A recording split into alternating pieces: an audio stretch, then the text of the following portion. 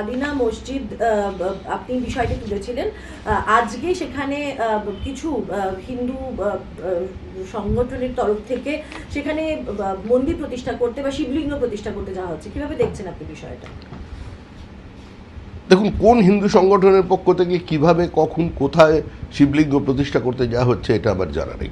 আমি জানি ওটা আদিনাথের মন্দির, শিবের মন্দির, যেটাকে আদিনা মসজিদ বলে মুসলমান শাসকরা তাদের একাধিপত্য প্রতিষ্ঠা করেছিল, এবং যার জন্য এটি ঐতিহাসিক ঘটনা। জিতু সাঁওতাল, যিনি জীবনদান করেছিলেন, ব্রিটিশ পুলিশরা তাকে গুলি করেছিল কারণ তিনি সেটা উদ্ধার করতে যান। আর্কিওলজিক্যাল সার্ভে অফ ইন্ডিয়ার কাছে যে ডকুমেন্টস আছে, এই দেখুন না, আপনারা তো এই ছবিগুলো দেখুন, এগুলো কোন মসজিদের মধ্যে এই ছবি থাকে? আপনারা যান, আদিনা মসজিদ যেটাকে বলছেন, ওটা মন্দির কি মসজিদ প্রমাণ করবার জন্য অন্য কারোর প্রয়োজন হবে না। আপনার বুদ্ধিমত্তা সেটারও কোনো প্রয়োজন নেই, আপনার দৃষ্টিশক্তি এবং আপনার ক্যামেরাই সেটা প্রমাণ করে দেবে।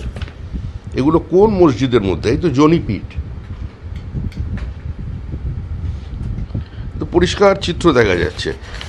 দেখুন কোন মসজিদে এই নিদর্শন থাকে, ছবি দেখেন, দেখুন।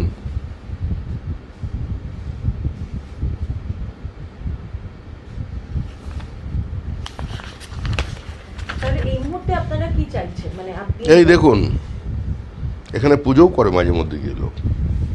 বাইরে একটা গণেশের মূর্তি বসানো আছে প্রাচীরের মধ্যে, সেখানে আবার নতুন এই তৃণমূলের জমানায় র্যাডিকালাইজেশন বেড়ে গেছিলো, কিছু অল্প বয়সী অন্য ধর্মের ছেলেমেয়েরা আসে, মেয়েরা না ছেলেরা আসে, তারা আবার এসে শয়তানের মূর্তি বলে সেটার উপরে পাথর ছোড়ে। আমি চাই যা কিছুই করা হোক না কেন সেটা আইনানুগ করা হোক, আর্কিওলজিক্যাল সার্ভে অফ ইন্ডিয়ার তত্ত্বাবধানে করা হোক, ভারত সরকারের আইন মেনে করা হোক, রাজ্য সরকারের সহযোগিতায় করা হোক।